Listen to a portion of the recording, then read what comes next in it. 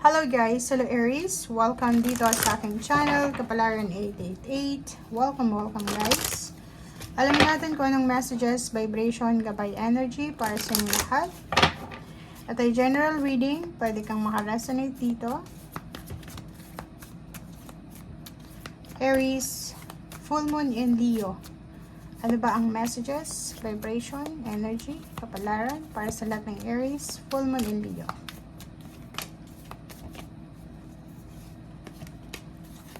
Kumuha tayo dito ng, okay. So, luck is on your side.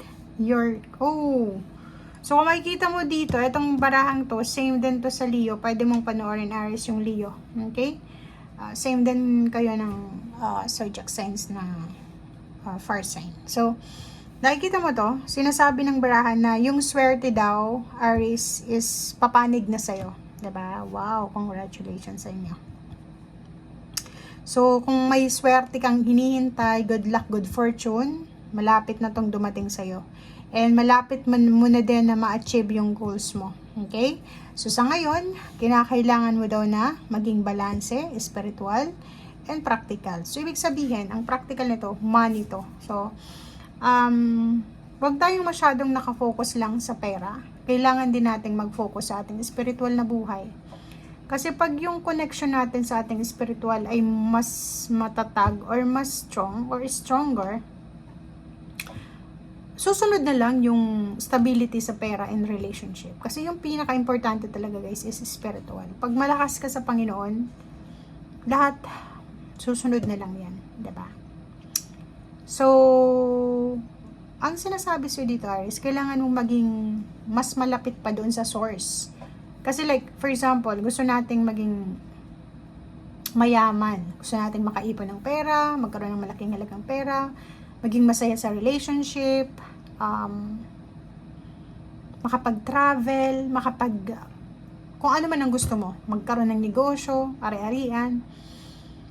If ganun yung gusto mo, manifestation mo, instead na sa tao ka maging close, kailangan mong palakasin yung spiritual eh. Doon tayo sa source mismo, 'di ba? Doon tayo sa source mismo kung sino yung nagbibigay ng blessing.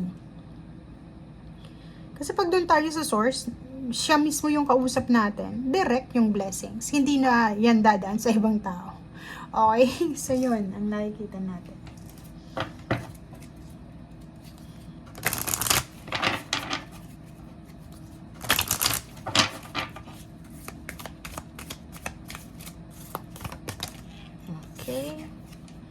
Okay, Ceres. Love and mother yourself. Ito ay Empress card to guys. So, Aries, take care of your body, take care of your health, take care of your family.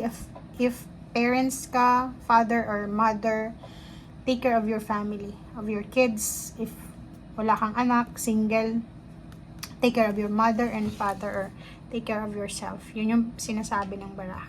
Okay? Mahalin mo yung sarili mo, self-love. Self-love yan guys. Yung nakita natin Aries sa mga nakaraang reading, yung iba sa inyo, yung may mga bisyo, may mga unhealthy relationship, toxic na relationship, or attachment, yun yung kailangan na alagaan nyo yung sarili nyo. Mahalin nyo yung sarili nyo. Okay? Yun yung pinaka-importante. Yun yung ilagay nyo sa pedestal. Yung sarili nyo. Hindi yung ibang tao, hindi yung barkada nyo, hindi yung mga mentor nyo. So, sarili nyo. Prioritize yourself. Okay. So, kung makikita mo dito, posibleng may 5 of rods. Mayroon kang mga, sangkot ka siguro sa mga pag-aaway. Sangkot ka sa competition. But, ngayon, sinasabi ng barahan na 3 of rods, may hinihintay kang solusyon dyan. So, for example, ang dami mong kaaway or dami mong kakompetensya sa trabaho, negosyo, or kung ano man to, or pwedeng inner quarrels yan, or inner competition sa isip at puso mo lang. Sinasabi ng baraser dito na kailangan nating patahimikin ang ating sarili. Kasi parang may hinihintay ka eh. Pwedeng naghihintay ka ng kontrata, naghihintay ka ng trabaho, naghihintay ka ng relationship, positive result. Kaso lang, magulo pa yung isip mo eh. Parang sinasabi ng baraha, ang dami-daming nangyayari sa paligid mo. Okay? Ang dami-daming nangyayari. Parang ang gulo-gulo. Magulo ang paligid, magulo ang isip, magulo yung choices. Parang ganun ang nakikita natin. Okay, so meron ditong 6 of Rods and then Knight of Swords. So nakikita natin dito guys na may matagal ka nang hinihintay na victory and success. May hinihintay kang kontrata, may hinihintay kang pera, may hinihintay kang information, balita. Okay? Rather, balita. May hinihintay kang balita galing sa dati yung pinagtatrabahuhan or sa bagong ina-applyan and posibleng dumating na to.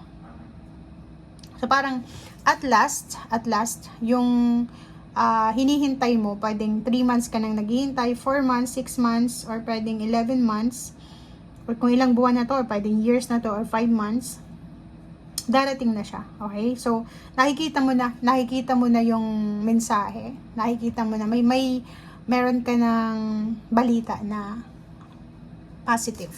Okay?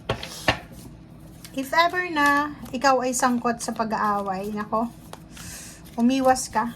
Kasi nakikita natin dito na hindi maganda na palagi kang sangkot sa pag-aaway, kompetisyon, or kano pa man.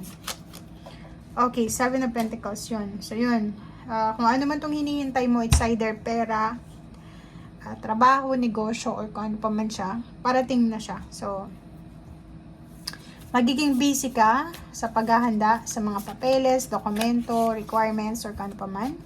May iba sa inyo dito, Aries, na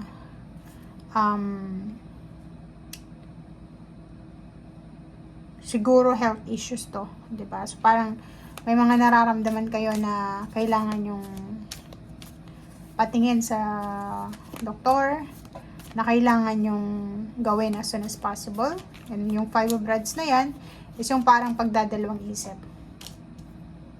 Mag-focus ka sa kung ano ito na goals mo sa buhay. Kasi malapit mo nang ma-achieve, malapit nang dumating eh, 'di ba?